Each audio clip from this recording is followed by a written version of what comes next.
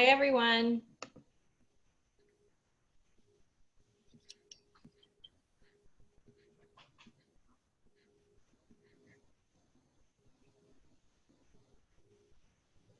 Hello, welcome, everyone.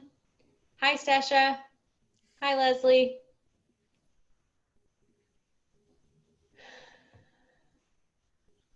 I'm going to let a few more people get logged in here, and then we'll get started. Hello, everyone. So glad you're here. Yes, the recordings will be available.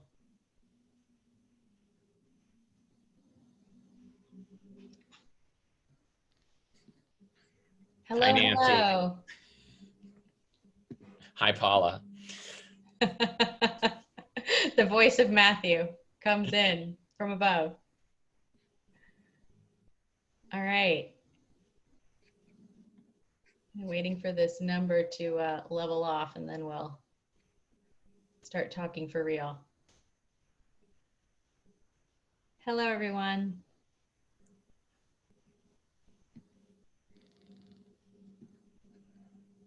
Waving from Shoreline. Hello from Seattle. Hello, Shoreline.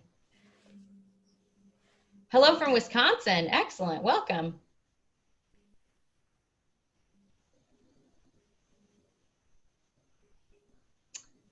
And then from New York, Vermont, Toronto, Georgia, Boston. That's amazing. Thank you so much. France. Someone said France. France. I love it. Harlem. Oh, Book Learner loves you too, Karen. Oh, can we just do this the whole time? This is so fun. Growing up. Okay. Oh my God. I think we're gonna get started. All right.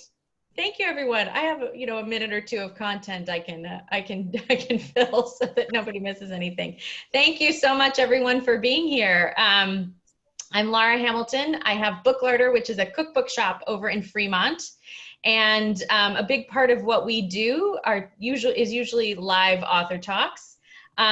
So we're improvising and taking our author talks to Zoom for the foreseeable future. So thank you for joining us as we try out new things. We are so happy to have Molly Wizenberg here this evening, even though her book is memoir, again, not necessarily about food. We couldn't resist the opportunity to celebrate the book with her and have her here in conversation with her Spilled Milk podcast co-host, Matthew Amster-Burton. They are going to talk about Molly's wonderful new book, The Fixed Stars.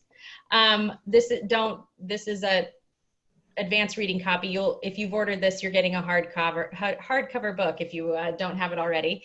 They are going to talk about the book. We are going to try to answer questions. There are lots of you registered tonight, which is wonderful, but also means that we might not get to all of the questions.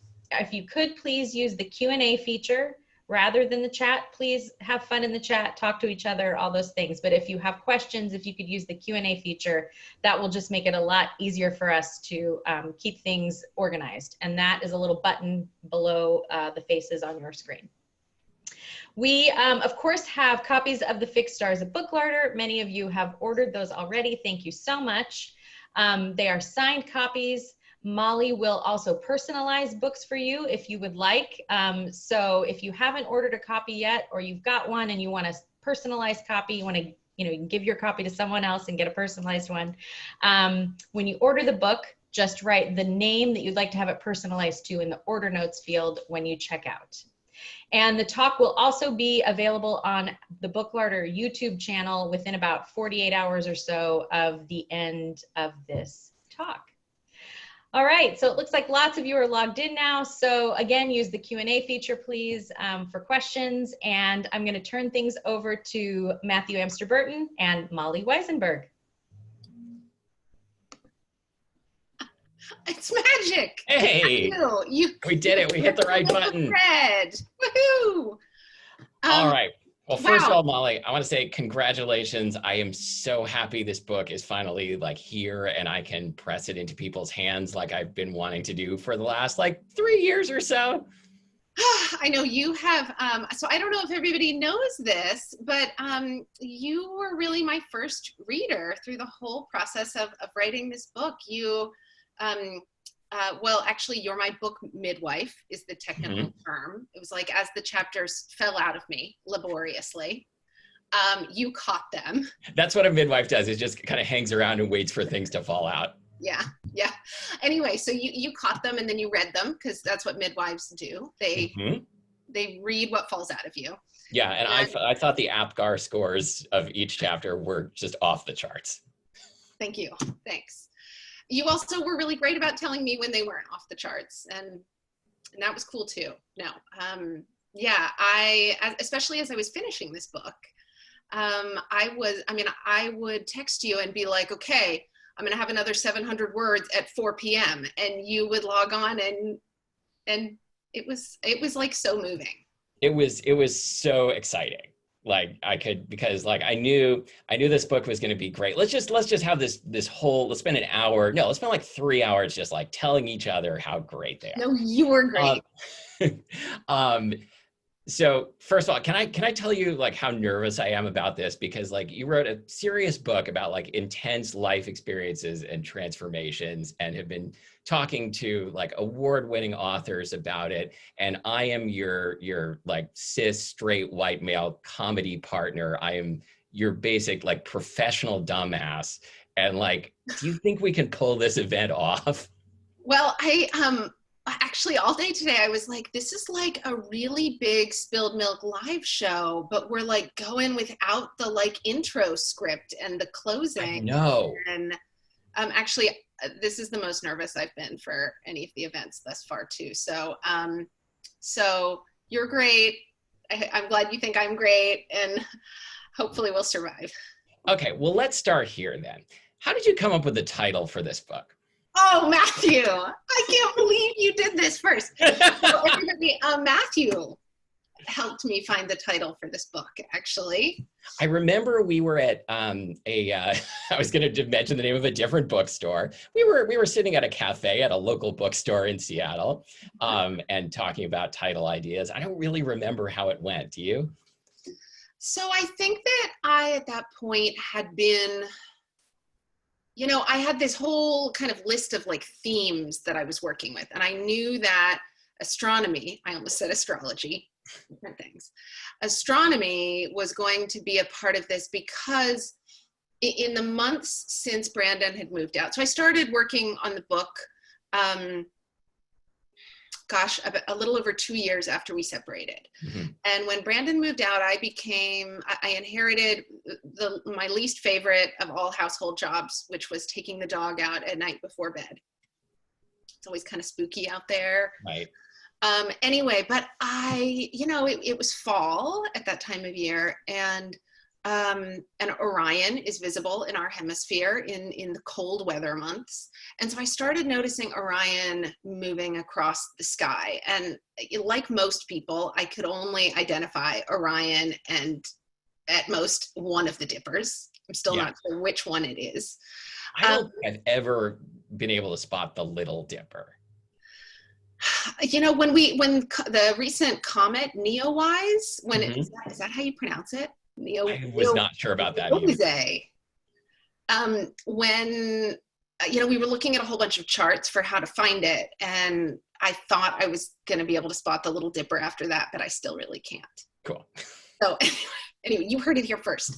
But anyway, I remember sitting there in that cafe with you, and I was at one of those points when I didn't know what the story was anymore. I think I'd been working on it for at least 3 months, just sort of writing a whole bunch of, unstructured stuff. And we got into a conversation about the star metaphor that I was working with Orion. And you gave me the phrase, the fixed stars. And I didn't know what it meant. I think I was just sitting in front of Wikipedia, like looking at a bunch of astronomy related articles. Oh, you're right. We did. We started doing some, the old internet searches, but it was the beginning of the book gelling for me, like thematically, because then I went on to figure out and to learn so much cool stuff about why the stars move the way they do and where their motions, originate. And anyway, but Were I you still can't spot the Little Dipper. were you a planetarium kid? I can't even remember if we had a planetarium in Oklahoma. We had the Omniplex Science Museum. If there's anybody here from Oklahoma, maybe you could weigh in the chat and let us know, does the Omniplex still exist, and does it have a planetarium? Yeah, because I think everything I know about astronomy, I learned at the planetarium at OMSI growing up in Portland. OMSI is so great. It's so great. Yeah. So I think I was maybe the first or second person that you told about the inciting incident of this book, which is your experience during jury duty in, what year was it? Was it 2015? Yeah, a little over 5 years ago. Wow.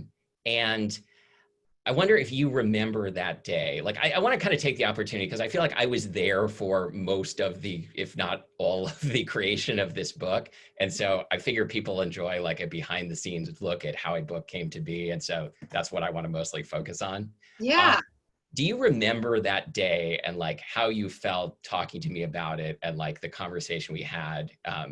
First of all, maybe like lay out for people who haven't read the book yet what this jury duty experience was, and then what you remember about the conversation that we had. So this book is about, it starts, but the story starts in my real life, and the book starts with this time. I think it was early June of 2015. I got a juror summons, and at the time I had been married for almost 10 years, and our daughter was not quite 3. And I was 36, I think. I think that's the official 10-year anniversary gift, is jury duty. Yeah, is that it's not like the paper anniversary or whatever. No, it's definitely paper is 1. I think 2 is like popcorn. Yeah, I gotta look up. What did you say 1 year is? I think 1 year is paper. I made up popcorn, but I think paper really is 1 year. I'm kind of thinking. Also, I think this whole thing is a creation of like greeting card companies. I think that Ash would be really into like roasted broccoli. If I were like, happy 1 year anniversary this November, they really like it when I make roasted broccoli. I love roasted broccoli. Anyway, so so I got this juror summons. And I went and I was assigned to a jury, and I developed this really, I think devastating is the right word for it, crush on a female, or a masculine presenting female defense attorney. And it was so, Brandon and I had many conversations over the course of our marriage, some most fairly lighthearted, about crushes that we had. Sure. But this was so different. This was really I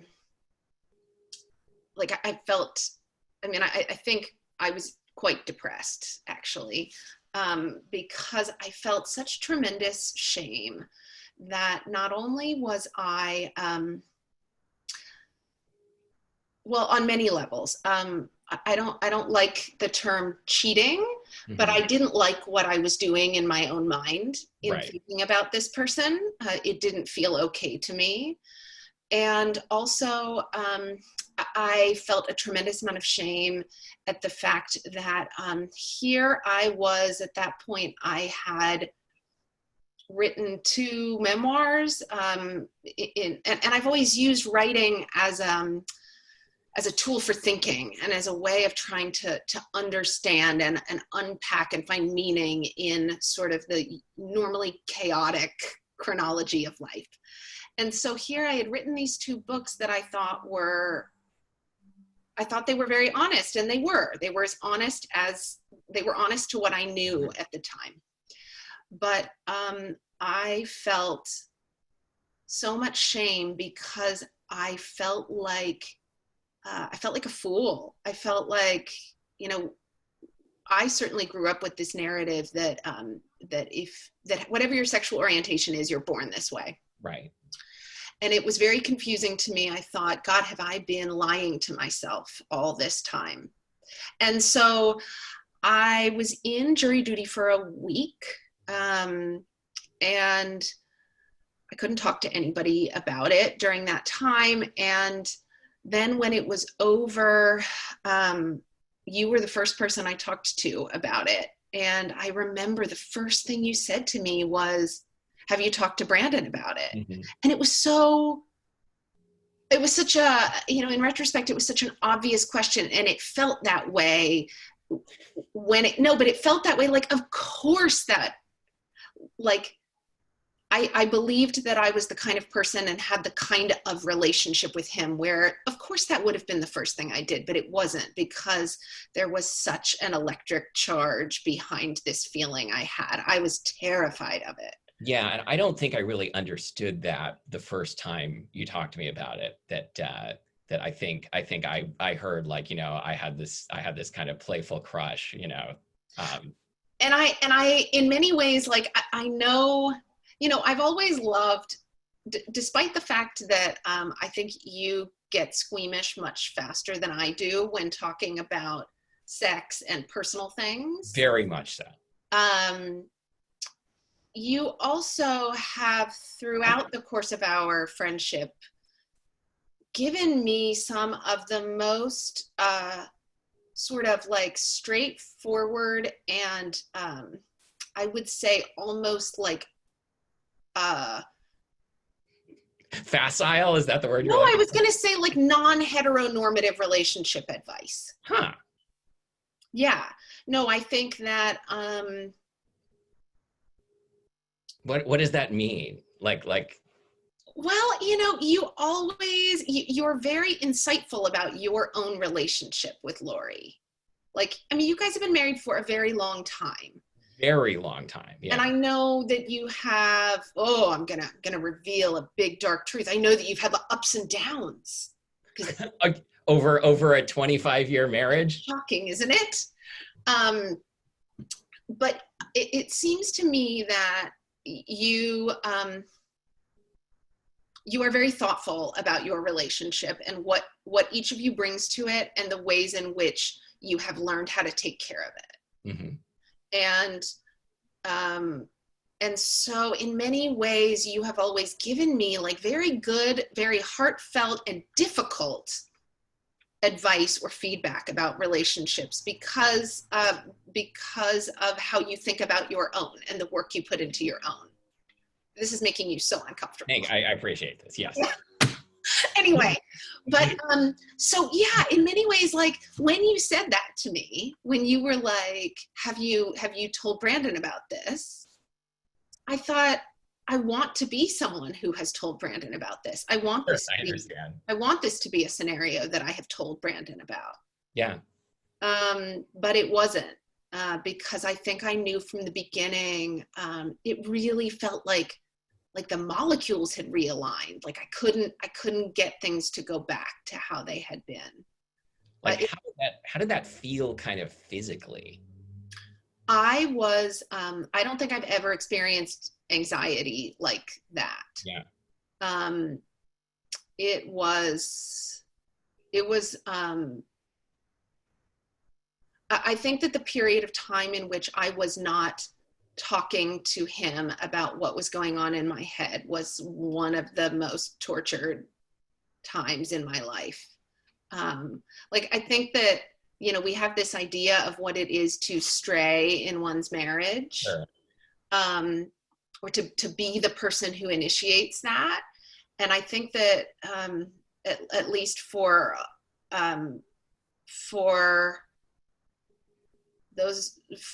lot of us, it is nowhere near that simple. Yeah, absolutely. I mean, I think that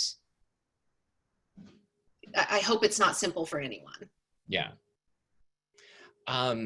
So like, I want to like segue into talking about like how the book came together kind of as a book, because one of the things that I really enjoy reminiscing about when I think about participating in the process of helping you make this book is I thought you were going to say our camping trip together. When I reminisce about our it. camping trip together, which I think happened long after you finished the book.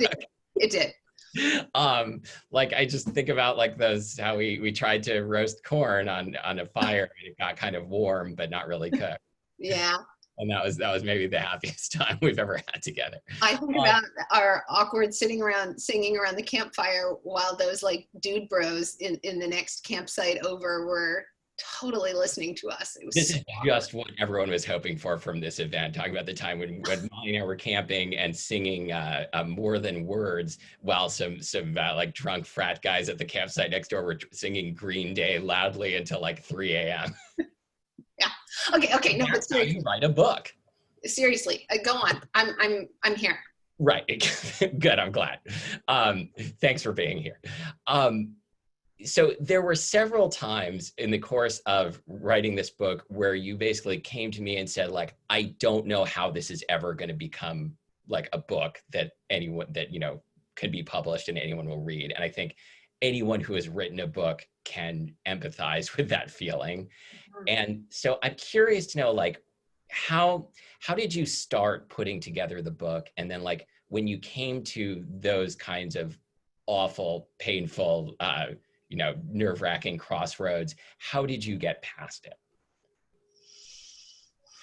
So I started writing the book. I think that in every project I have done, in every book length project, I have always written the part that had the most energy for me first. And often that's like the easiest part. I sat down and the first part of this that I wrote was actually the jury duty chapter, which is also the opening. Doesn't usually happen that way, but so I started writing it, like toward where the energy was. I mean, do you remember how like absolutely high on life I was while I was writing the jury duty part? Like it felt so exhilarating from the safety of where I was when I was writing, right? Like that period of my life was over. It felt so exhilarating to go back and live inside it again and look around and try to understand what had happened, or what I saw or what I was feeling. But anyway, I wrote all of these segments, all of these weird little sort of episodes. And then I had a real meltdown and couldn't figure out what it was and what it was doing. I wrote the postpartum depression parts of the book very early on, and actually a lot of it got cut, rightfully so. But yeah, what eventually made it gel, well, was a number of things. Number one, from like a nerdy standpoint, you had in at least a couple of your books, or maybe all of them, you were using, actually all of them. Here are 3 of Matthew's books, everybody. Here's Our Secret Better Lives, Matthew's coming of age novel. Plug my book during your book event. Pretty good number 1. Amazing book about traveling in Tokyo. This is highly irregular. Hungry Monkey, Matthew's first book. I use recipes out of this all the time. Anyway, you had always been using this word processor called Scrivener. Everybody should use it. It's like $49 for a lifetime of use. But it allowed me to start to collect all of these discrete snippets and these fragments and to have a place to keep them where they were all like in one project file. And over time, and I think that this is the case, at least with all 3 of my books, is that over time, I've never been an outliner, but over time, the further into it I get, the more I can see the lay of the land. It's like, you walk into a dark room and your eyes adjust. and you can start to see all the furniture in there, and then you can see that there's a doorway, and you can go through that doorway, and then your eyes adjust again, and it's even darker, but you can figure it out. And so another thing that I think was hugely helpful to me along the way was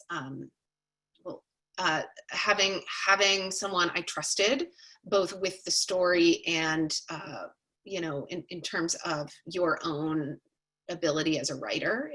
It was hugely helpful to me to get your feedback. But then another thing was all the reading that I was doing at the same time. Like, I've always loved to read, but something, I think that because I entered into writing this book from a place of really feeling lost. I felt like I had really lost track of myself. Sure.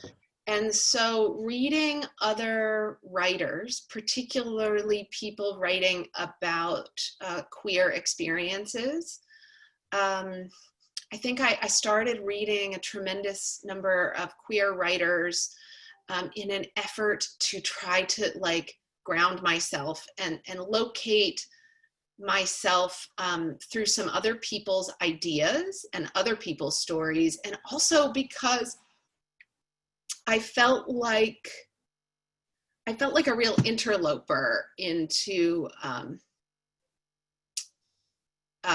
the world of queerness. I still feel very unsure of my place in queer community, but particularly in terms of queer writing, I think about all the people who have come before, whose work laid the foundation for books like mine to even be published and read. A couple names.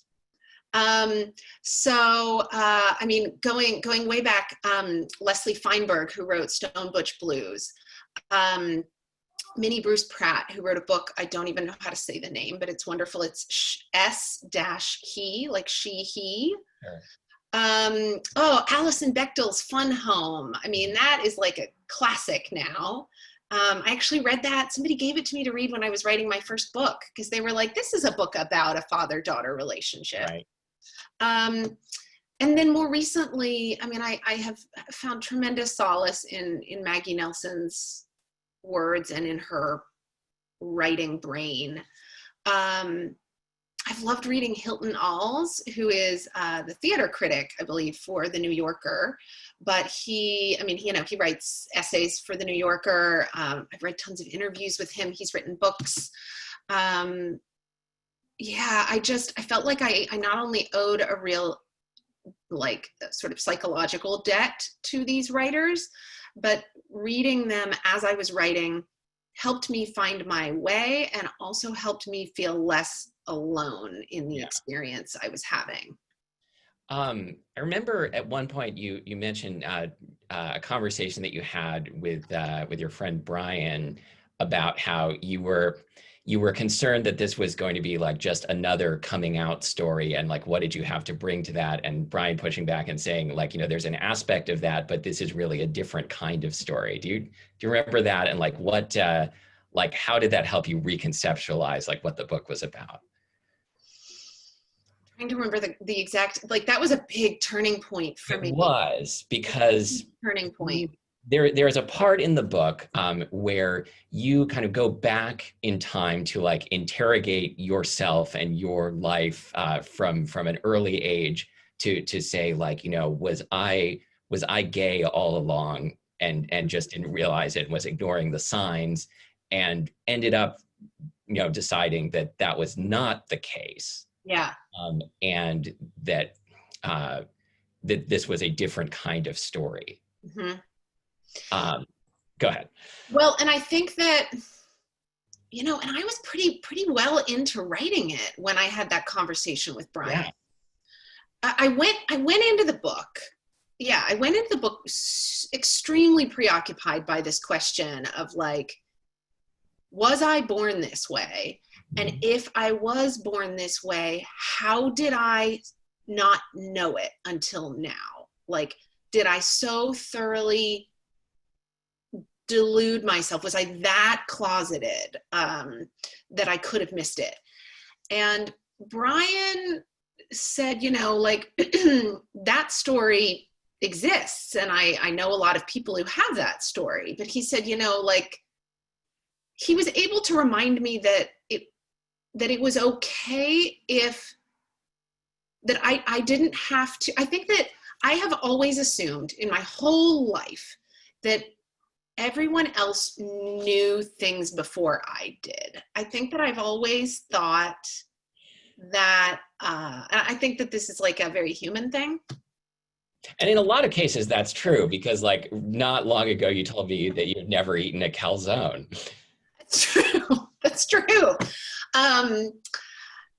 So many experiences I've had firsts with you, Matthew.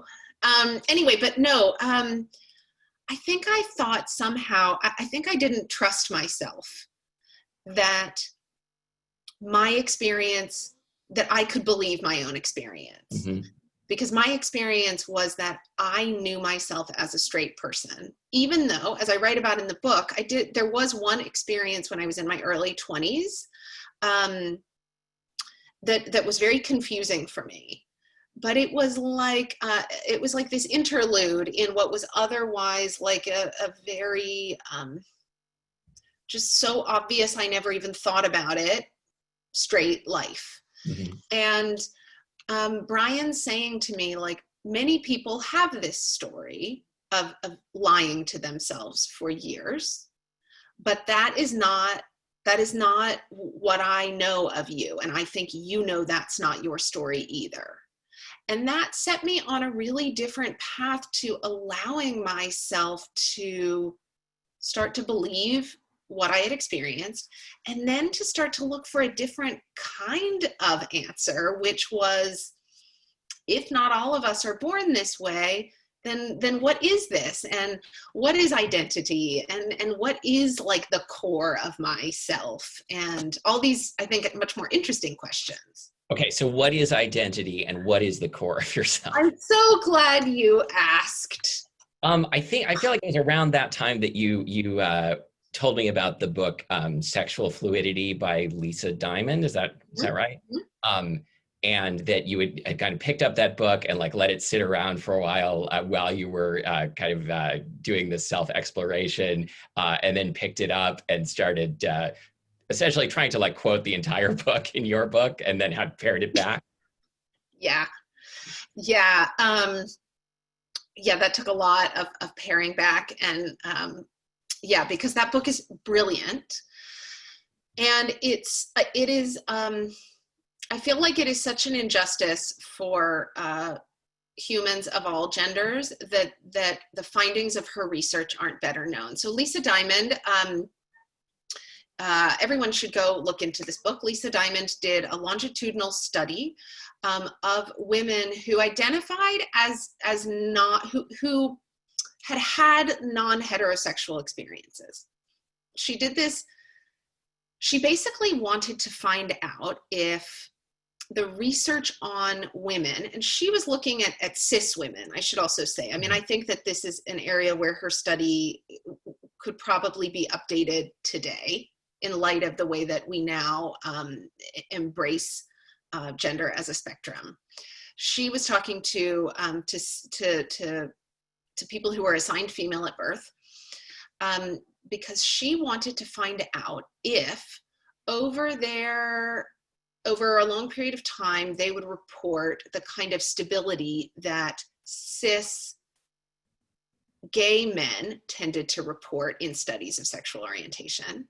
And most studies of cis gay men indicated that they believed that they had always been gay, that was their experience. They felt that they had always been gay, and they felt that their sexual orientation had a certain stability to it. Mm-hmm. And she set out to talk to non-hetero women about that, and she was expecting to find the same thing, right? I mean, I would expect to find the same thing. I don't like to think about like biological essentialism in terms of gender. But she, on the contrary, actually found that the constant was change, that over time, the vast majority of these women, their identity shifted. Their identity had shifted multiple times, even like before the study began, and then shifted over the 10-year period in which she was interviewing them. And by and large, they all reported an expansion in their understanding, or in their sexual possibilities of sexual attraction, as opposed to like a narrowing of what they found attractive. They found an expansion. And I wish that, I wish that we as a society, we're doing such a good job, I think, of starting to talk about gender in less binary terms. Sure. And in terms of there being a spectrum of gender identities and a certain fluidity for a lot of people in terms of how they experience gender. But I think that we are still quite new to acknowledging that in terms of sexual orientation. And I think that would have been, it's not to say that my experience would have been different, but I think that if we didn't expect to stay the same our whole lives, I wonder if we would try things out earlier. I wonder if we would let ourselves have experiences because we know that people change over time. I don't know.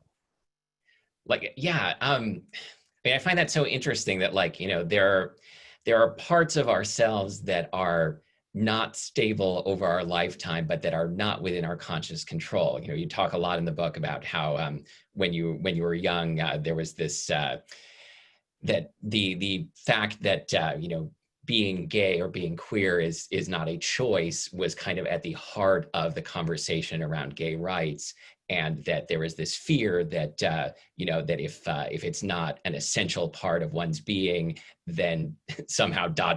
maybe discrimination is okay. That that obviously doesn't make any sense, but that the idea that these deep parts of who we are can like shift over time kind of underneath us, like understanding that can happen and that it's normal and okay is something I feel like we've not even really begun to talk about.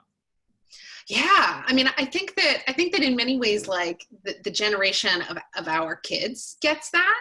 Like I think so. Yeah. I mean, I had many moments in writing this book and thinking like, oh my God, like teenagers right now, if they read this book, they would be like, dude, is she really just figuring this out? I think you're right. Yeah. But I think that, it seems so obvious when we think about so many other like identities that we have over the course of our lifetimes, right? Like there was a long period of your life before you ever became a parent. The majority of my life was before I became a parent. My identity is vastly different now from how it was then. I mean, in a truly core way. Yeah. And we can all accept that, right? We all can, nod vigorously. Oh yeah, I became a different person after I became a parent. And yet something that that is every bit as deep and every bit as powerful in our lives, sexual orientation, is something we feel much more energy around admitting has some pliability to it. Yeah. Would you like to read from the Fixed Stars? Oh, thanks, Matthew. I would love to. So, so I'm going to read this part. I'm going to read a little bit from section 9 of the book, or chapter 9 rather. And this comes about a third of the way into the book. We went to see family for Christmas, and when we got home, rather than thrill as I usually did at being back in our own bed, I felt like I had disappeared on the way. Everything and everyone seemed far away. I felt worse, not better. To hide from the shame, or was it to escape everything else, to give in to the fantasies? I tunneled under, sunk even further into my head. I told no one what I was thinking. A friend was having a big birthday at the end of January, and he invited a bunch of us to a rental cabin in the snow. Brandon took the weekend off, And to celebrate the occasion, we bought new winter gloves, hats, and snow pants. For June, I brought along a brand new copy of Candyland, a favorite board game as a child. I had grand visions of us playing it, visions that evaporated as soon as I set it up, when I remembered it's an instant nap for anyone over age 10, and June was enraged that it had rules. Instead, we rented cross-country skis. That first afternoon, even June made it a few yards. Then a friend took her back to the cabin, and the two of us got to ski on our own for a while, on a path through the woods. I hadn't been on skis since I was a kid, and I'd forgotten how quiet it was, the smooth and efficient swish of polyethylene through groomed tracks. We'd needed this to move together through the cold winter air. Our noses ran, and we licked our lips and wiped them on our sleeves. In the cabin, the heat vent was too close to the bed. I couldn't sleep, so I watched my husband and our child, these people I called mine, sweat sticking their twin hair to their twin faces. I put on my headlamp and boots and shuffled to the outhouse. Orion glittered above the tree line. On the drive home, I rode in the back with June. Snow was falling through the bluish dusk. June asked me for a story about Olaf, a friendly giant I'd made up, who often got into scrapes requiring the help of his human friend, June. As I spoke, she nodded off, and I caught Brandon's eye in the rearview mirror. I told him about a thing I'd recently heard her say, that she'd pointed at her own belly and said there was a baby there. She wanted to call the baby Juice Box. We laughed, wheezing, not wanting to wake her. How could this kind of contentment coexist with the mess in my head? How could this love coexist with the desire for a whole other love? Shouldn't they cancel each other out? I had watched my husband and child sleep, choked with feeling.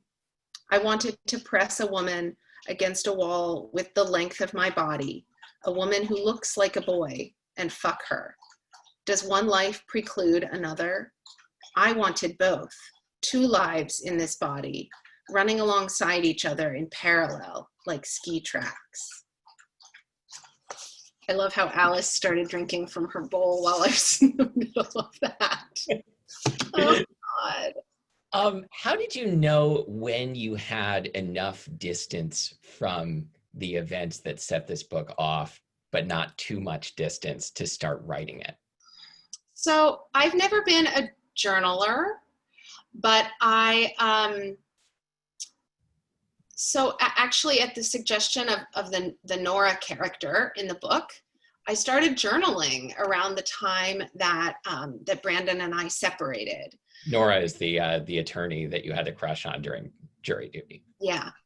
And I started journaling, and it was less about like keeping track of facts and more about keeping track of what was going on in my head and at what time, you know, where I was in separating and all of that.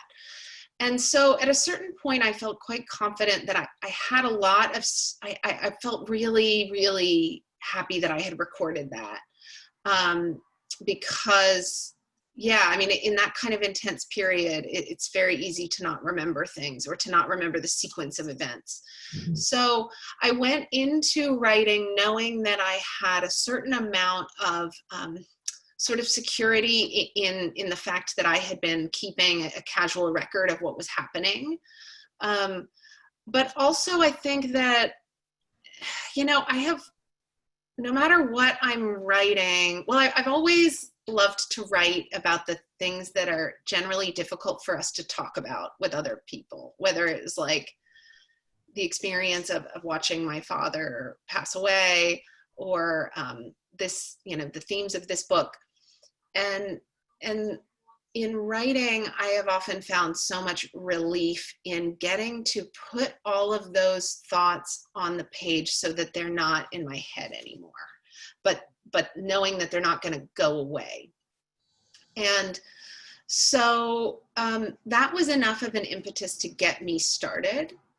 but truthfully, the practice of writing the book was where I did most of the learning about what had happened to me and what was happening with my family in the act of writing it. And I think that is the biggest leap of faith that I think writers of any genre have to take, is this idea that you figure out what the story is, even if you've lived the story. Yeah. Like, if you're writing from real life, you figure out what that story actually is when you're very far into writing about it.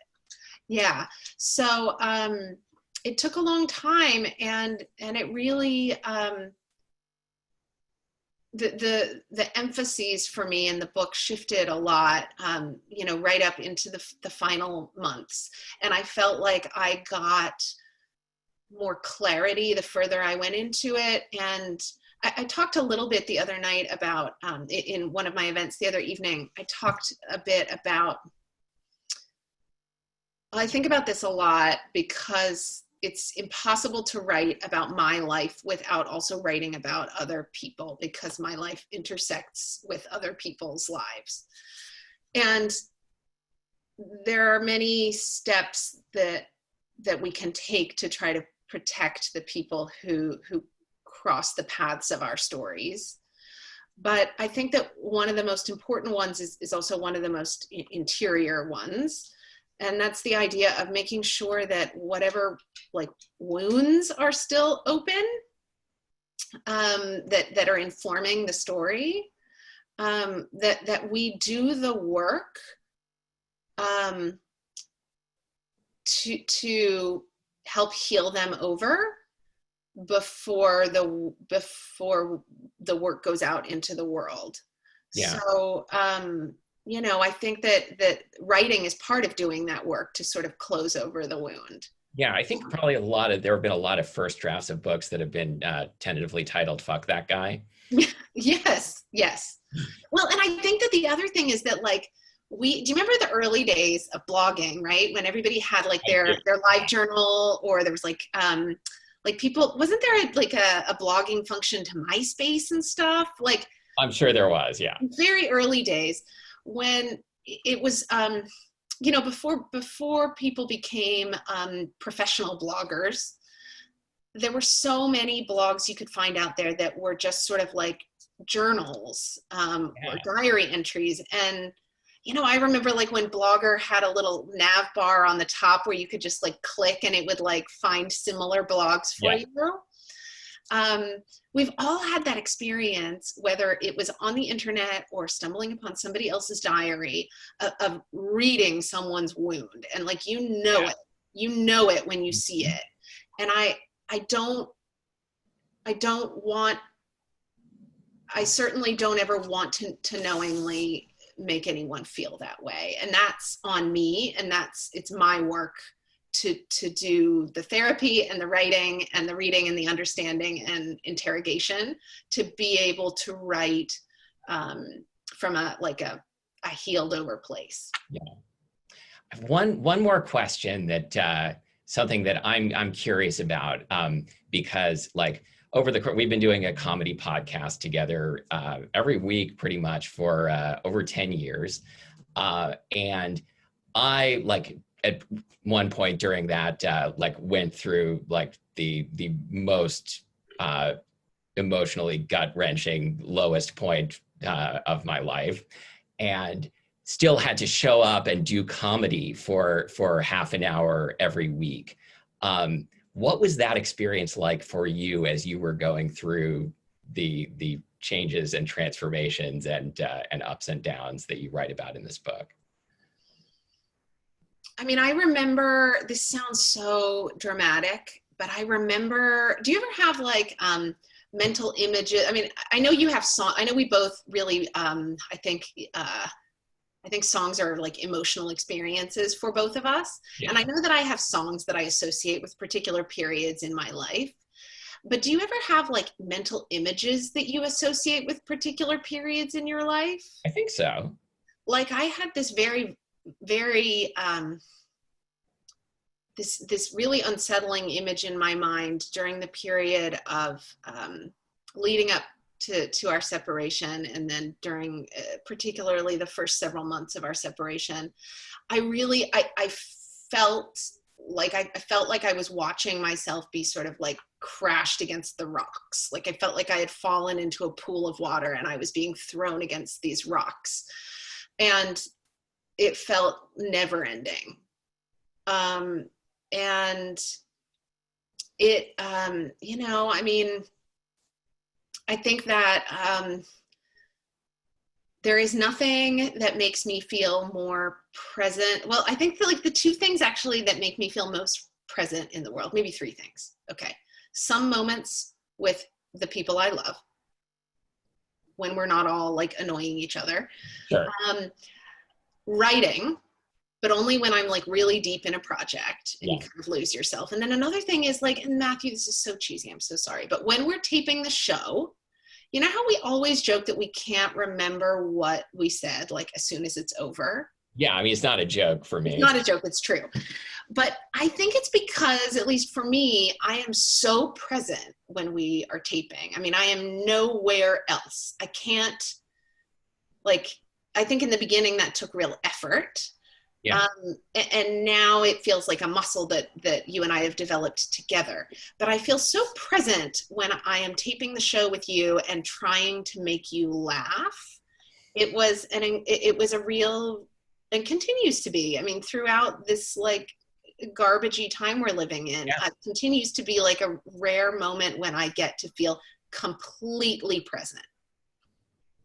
Yeah, no, I remember feeling that way too. Like, you know, waking up in the morning and feeling like I've never felt shittier in my life. Like, and you know, 45 minutes from now, like I have to do like just the dumbest comedy show. Like, how can I do that? And then like it always happened. And like I remember, like I think like while you were going through this, like was some of the funniest episodes you've ever done. Do you remember what they were? Now I'm going to put you on the I spot. don't remember specifically. I just remember like, you know, having you show up and like, you know, almost like collapse into my apartment and both of us feeling like, we'll just try this and see how it goes. And then it always went fine. I'm sure that I did even more laughing until I cried during Yeah. a period of time than usual. I should go back and see what we were taping then. We should go back. Yeah. Well, you should add a new appendix to the book. Okay, great. Yeah, it'll be like, you know how like, do people still put like CD-ROMs in yes, children's books or you know, like definitely still put CD-ROMs in the plastic envelope that's really hard to open it, so you won't steal the CD-ROM at the bookstore. Yeah. I'm going to go back and do that for like maybe the paperback of Fixed Stars. We're going to have like the spilled milk episodes that I taped then. Perfect. Yeah. Laura, do we have any audience questions that look good? We do. Hello. Julie would like to know, Molly, how has your parenting related to gender changed since your epiphany, and how? Has it, and how? I think that, gosh, I have so many thoughts about this. Well, for one thing, I think that I love that June, for one thing, I love that June is growing up knowing many different forms of love, and that they are just like inherently normal to her. And I also love, like, it is so true that kids adapt to like changes in circumstance so much faster than we do. I mean, when Ash started using they them pronouns at home, Ash used they them pronouns professionally for a while before we all used them at home for Ash.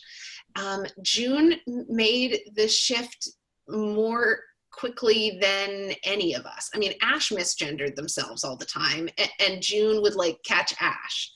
And that is so cool to me, that I think that I think that June doesn't relate to any of the three parental figures in her life in the same kind of gendered way that I might have related to my parents when I was a kid. Like, there aren't specific things in our family that like the dad does, or specific things that like the mom does.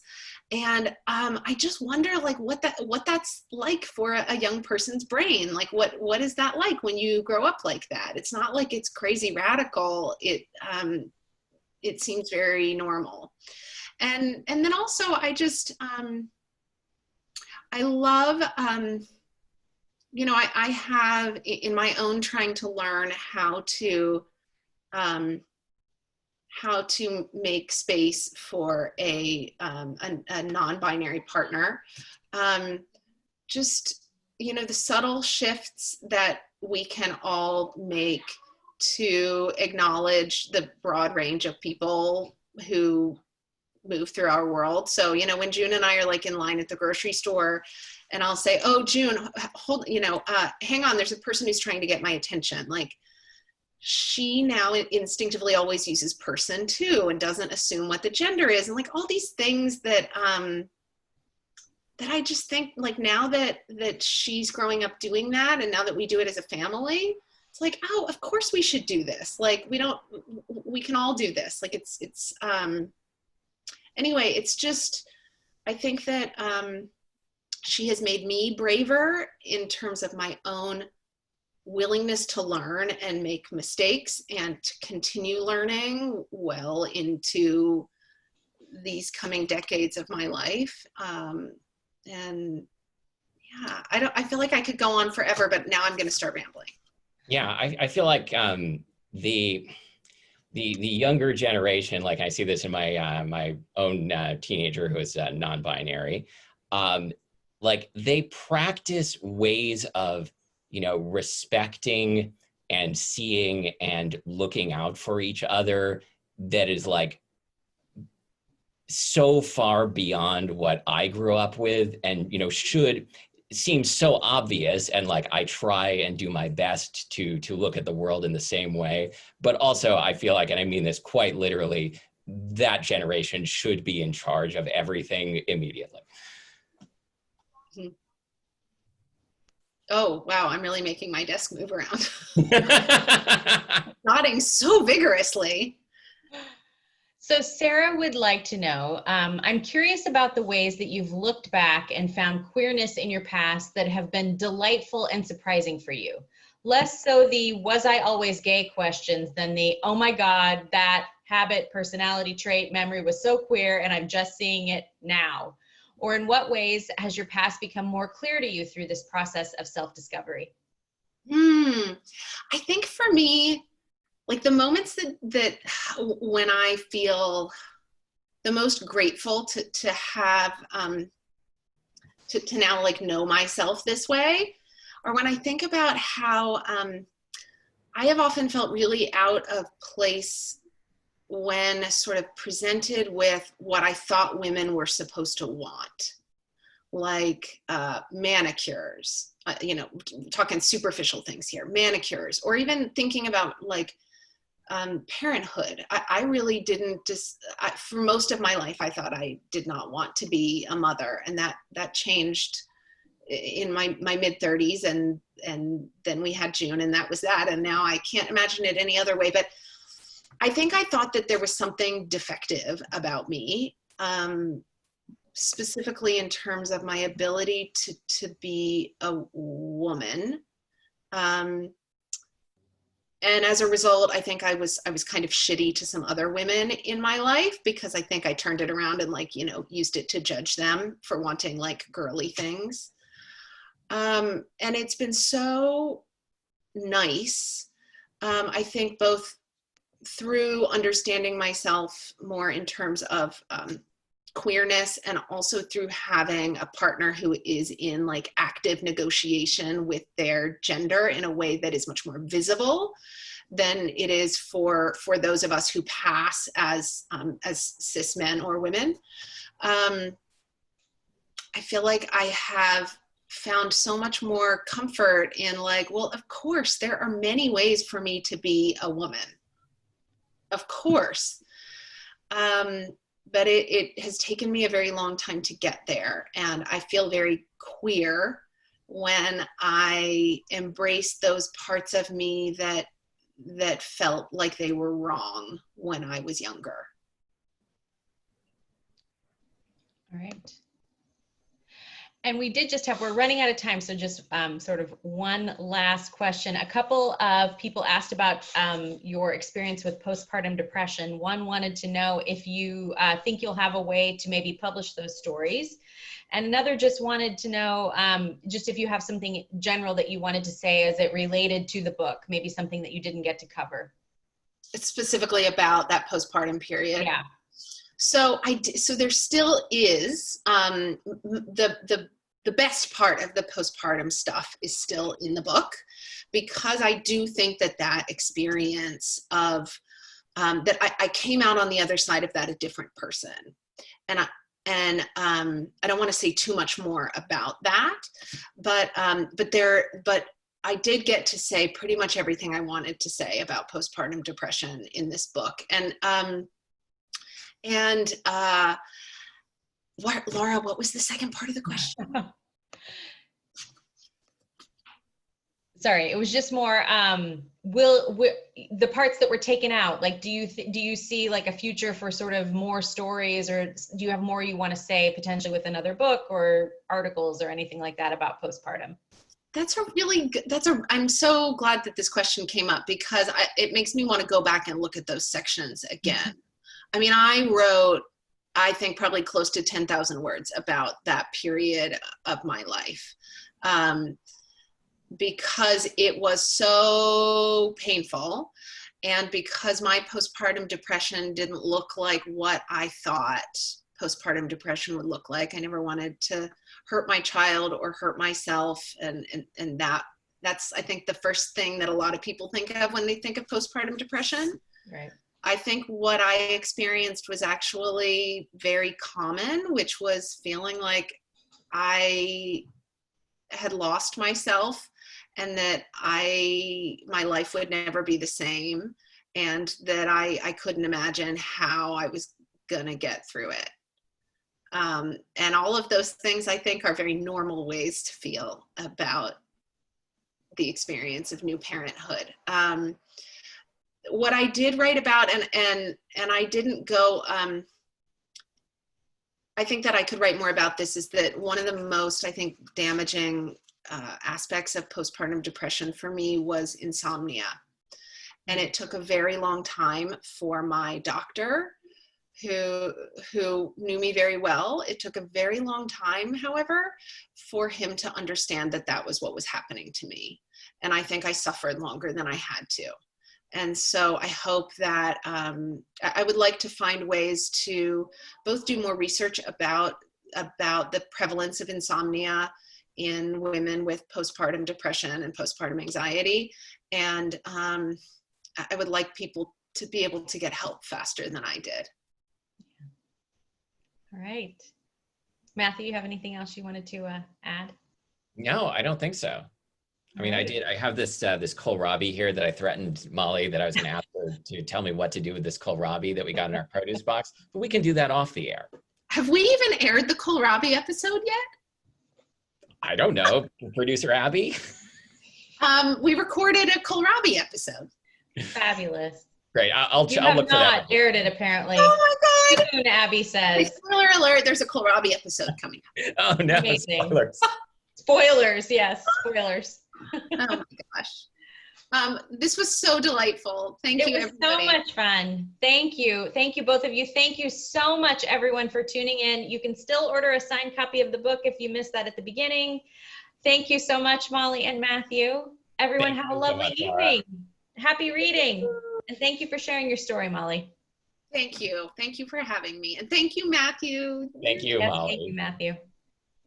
Bye. Bye. Bye.